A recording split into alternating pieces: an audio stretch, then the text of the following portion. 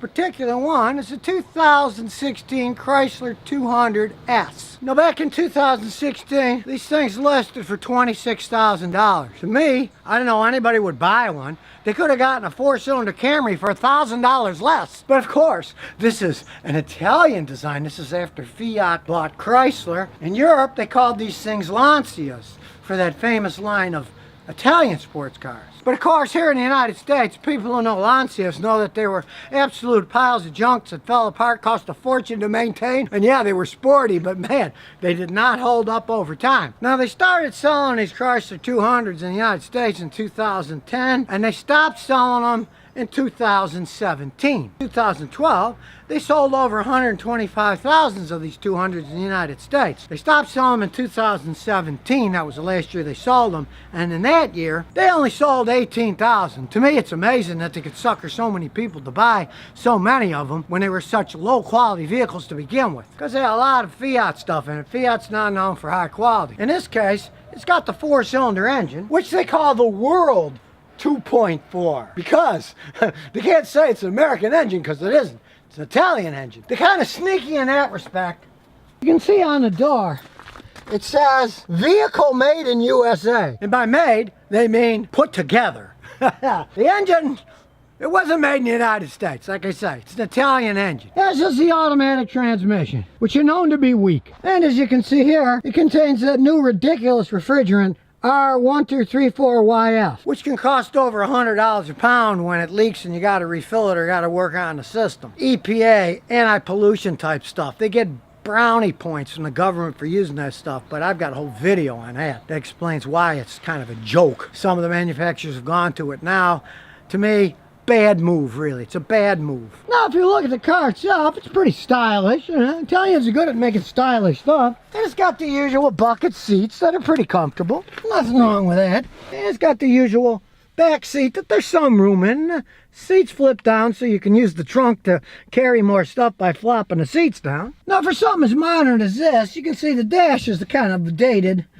Rather dated. It's not particularly swanky. Now, this particular one's only got 50,000 miles on it, so you know it hasn't really been tested out that many miles. But even with that low mileage, you can hear that the engine's pretty noisy. Typical for Italian engines as they wear out. They make a lot of noise. They're not as quality control built as, say, the Camry. Like I say, you could have bought a brand new Camry for $5 grand less than this back in 2016. Why would you have bought this? It's beyond me. Now, this thing puts out 173 horsepower, but the Camry 4-cylinder, it puts out 5 more horsepower than that, 178. So it's not even like this is a zippy Italian car that's faster. It's actually slower. Now, 6 months after this particular model, they stopped making them and selling them in the United States. So it's no surprise to me, kind of surprised me that it lasted even as long as it did, even though that was a relatively short run. Because let's face it, you heard that engine noise. 50,000 miles, this engine makes more noise than my Celica does with 240,000 miles on it. Quality? Not Fiat's known. And safety? They got a 1-star side pole. They got nothing on the side. They're one of the lower rated by the National Highway Traffic Safety Association for safety in crashes. They look cool with the dual exhaust. Why it has a dual exhaust on a 4-cylinder engine is beyond me. But they do look good. They're kind of like most Italian things. They really look good, but when you get underneath the hood, things aren't what they seem. Now, these 200s are the replacement for the Sebrings. And if you know anything about Sebrings, it's kind of like Chrysler went from the Sebring Fire into the 200 frying pan. And to add insult to injury, I'm doing a brake job on this thing today, and there's like 6 different brake pads this thing could possibly have. The Italians, do they standardize things? No, we do not care about standardization. They're not organized like the Germans or the Japanese, where you can take the VIN number of the car and find out exactly which pads are on it. I'm going to have to take it all apart when I'm doing the brake jobs, bring the brake pads with me to a place that says, well, we have most of the different ones. There's one we don't have. So by the time I'm done filming this, taking it apart and bringing the pads, they should have every possible combination so I can match it up. But really, do you want to have a car like that? You should just be able to say, here's the car, here's the VIN number, I need the parts. And yet people still wonder, Why is Chrysler Fiat having problems? Well, because of the root of the problems, which is Italian-based manufacturing. Combined with Chrysler's lack of knowledge, they're not exactly a shining example of a great corporation. We taxpayers had to bail them out a while ago. So, and if you do a little research on the problems with these 200s, they have engine problems, they have transmission problems, they have electrical problems. Oh, what a surprise, an Italian car with electrical problems.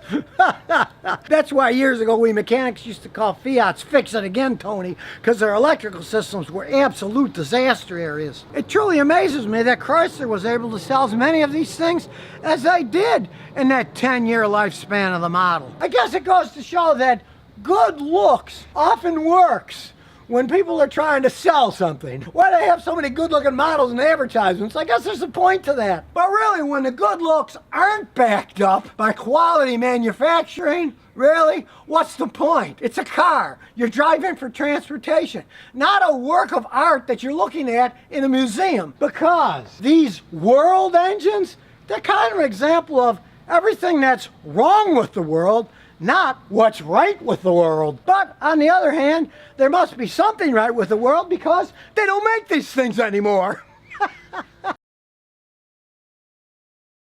I'm going to dispel the myth of Audi supremacy with this absolute pile of junk 2011 Audi A4 2.0 four-cylinder turbo that a customer got suckered into buying. The customer was owed money for work he did.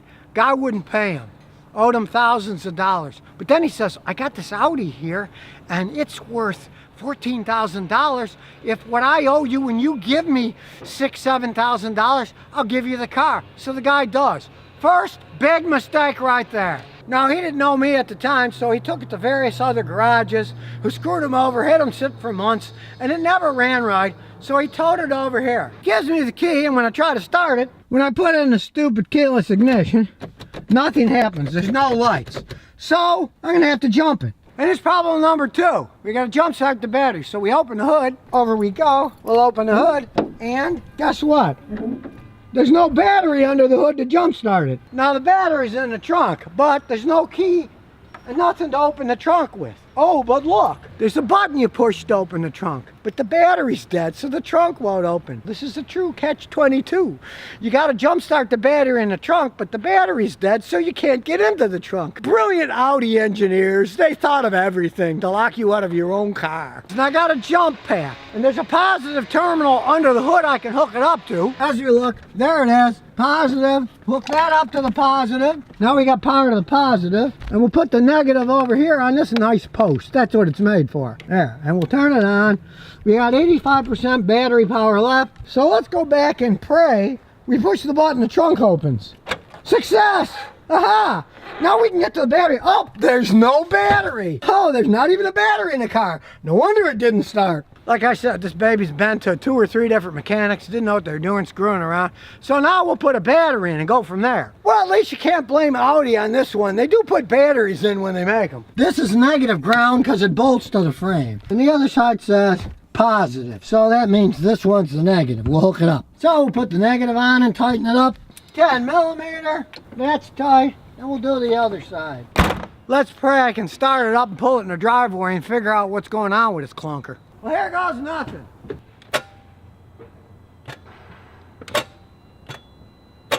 Well, unfortunately, that's what we got. Nothing. The engine won't even crank. It just clicks. Well, let's check the battery. Now, the customer supplied the battery, so let's see if that's a piece of crap, too. At least it opens the trunk. It's got that much power, so let's hook up the battery tester. Positive to positive, negative to negative, and we'll test it. This particular one has 900 cold cranking amps, so we'll set this for 900 cold cranking amps. So it's 900, and we'll test it and see what happens. It's testing it. Says it doesn't have much. Isn't that typical? So we're gonna try to jump start it. It's supposed to have 900 cold crankings, it's less than 500. So we're gonna jump start it, see if that helps. So we'll get out the big guns. As you can see here, this baby can do 200 amp engine start, which is what we're gonna do. Click, click. So we'll just hook the cables up, positive to positive, negative to negative. But now plenty of power, we'll let it go about 5 minutes with this. Then we'll go back inside, see if the stupid thing will start. Cross our fingers this time. Nothing. Same clicking. It just clicks, but it doesn't start. Which I kind of thought anyways, because even with 500 amps out of the 900, it should have cranked the engine. The engine won't even crank. This is one pile of junk. Now, since all it does is click, either the starter's not working or the engine's locked up. So let's go under and check. So what we're gonna do is get a long extension bar and sockets and see if we can turn the engine over by hand. So we get the socket and we're sticking it on the front of the crank. The crank's right here. And we're going to try to turn it. And what?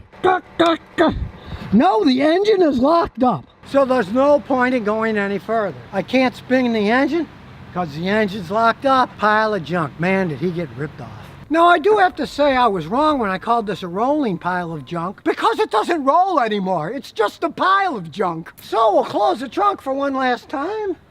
When you see A4 2.0T, that's 2-liter 4-cylinder turbo engine, don't walk away, run away from one of those cars.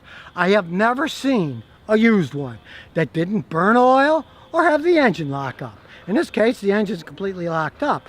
But when I checked the spark plugs, they're coated with oil, so it was burning oil before it blew up. But now it's locked up entirely, and basically, this beautiful looking car, I gotta say, it's black and shiny, nice interior.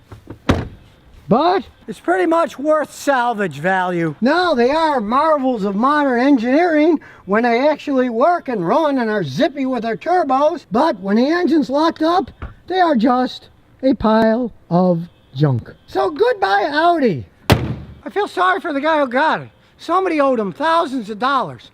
Then he made my customer pay him thousands on top of that to take this car that's now worth maybe $500 now. This is not unique for Audis.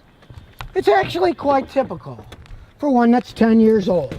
And you might say, Scotty, it's only got 87,000 miles on it. Well, in this case, that's all she wrote for this Audi with a little bitty 2-liter turbo that the engine said, I think I can. Gee, I guess I can't. But at least now, understand, run away from these cars, especially used. Do not take them as payment for a debt where you have to give people money too. Now, he probably would have never gotten money out of the guy in the first place. So if he would have gotten a car for what was owed, at least it wasn't the insult that he gave him extra money for this rolling, or should I say, stationary piece of junk. Dodge, Grand Caravan, whatever you want to call it. How the heck did they sell so many of them when they were so poorly made? Now they've been making these things since 1984 and they now say that they're going to stop making them in 2020. What amazes me is that they made them and sold them for that long, considering the poor quality that was in them. They have a history of some of the worst automatic transmissions known to man. I had one customer, he went through 4 automatic transmissions. Now he had it for 12 years, but still. 3 of them crapped out, and then when he was on his 4th one, he eventually just sold it. So I don't know what happened after that. I had one customer who was buying his 4th one, and I said, you had so many troubles with the previous 3. Why on earth are you buying another one? He said, oh, the wife likes to take the kids to the soccer matches, and this time I'm buying this used one, but I'm getting this long warranty on it that I'm paying for. Well, when I checked it out for him used, I said I can hear the air conditioning compressor groaning, that's gonna go out. And about 4 months later, it blew and stopped blowing cold, but the warranty did pay for that. He showed me the warranty. I said, well, it'll cover it, so if you wanna buy it. And I've seen them with electrical problems where they don't run right, and nobody can figure out what's wrong in the computer system or the wiring system. So how did they do it? Well, a large marketing budget and a lot of space. We go inside. Comfy enough seats, utilitarian. Tons of room in the back seat. And in this case, even more seating. It's got 3rd row seats. There's a reasonable amount of room to store stuff. And for a van, they got a cushy ride. This V6 engine puts out 180 horsepower. It's a 3.3 liter. No race car, but it's got plenty enough oomph to make it go. And on the highway, it gets decent gas mileage. This one gets 24 miles a gallon, so it can go 480 miles on the highway between Phillips. When they are running, they're good cruising vans. They were one of the first non-ugly vans. They had some style to them. Chrysler has always been that way. They make stylish looking cars. You really don't know what's inside. They broke down with grim regularity as they age. Now this particular one was driven by an elderly gentleman most of the time. It's got over 100,000 miles on it, and it's 14 years old. It's still in decent shape, but even this older thing has the horrendous driver controlled heat, passenger controlled heat and AC. These Chrysler systems have histories of serious problems and very expensive repairs as they age. And this particular one has a really bizarro problem. If you have the air conditioner on recirculation, the temperature gauge goes to hot, but then when you take it off recirc and put it to normal, it stops overheating on the gauge. I'm assuming this is an electrical problem. I'm going to check that out later, but it's just symptomatic of how these things have long-haul electrical problems as they age. But they do have cup holders all over the place. They have creature comforts. Even in the back seats here, they got plenty of headroom. They got air conditioning controls, so you can be cool in the back seat when the air conditioning is still working, and go all the way back. Even the third rows have air conditioning vents on them. So these babies sold themselves on creature comforts and on the space of what they can carry around. But I even had a customer, it's funny to laugh at now because nobody was hurt, but they were driving when they hit a bump and the airbags went off and whacked the driver in the face. And they were lucky that they were just going down an old farm country road and there wasn't anybody else around in the middle of the day, so he didn't panic too much and he just slowed down and pulled over to the side of the road. And luckily for him, there was a bar just down the street, so he went in and had a stiff drink or two and then let his friend drive it home. If you don't pay much for it, hey, I got customers who bought these things for $800, $1,000, and had them for a few years without putting too much money until either the transmission or the engine started going out. Then they either junked them or they drove them till they wouldn't run at all. Then they junked them. So you want the truth about these Grand Caravans? Hey, they sold them for a long time. A lot of people like the creature comforts and just didn't understand about the mechanical unreliability of them as they age. So in that respect, they fit in perfectly with our society, the throwaway society. So what if it breaks when it's 4 or 5 years old? Go get another one. Well, that's not my philosophy with vehicles, but it served Chrysler pretty well with these. They sold a lot of these vans. And they also made a lot of money fixing the transmissions in them. I got a friend who's a Chrysler automatic transmission specialist at a dealership. He's made tons of money fixing the transmissions in these things. He absolutely loves them. So if you never want to miss another one of my new car repair videos, remember to ring that bell.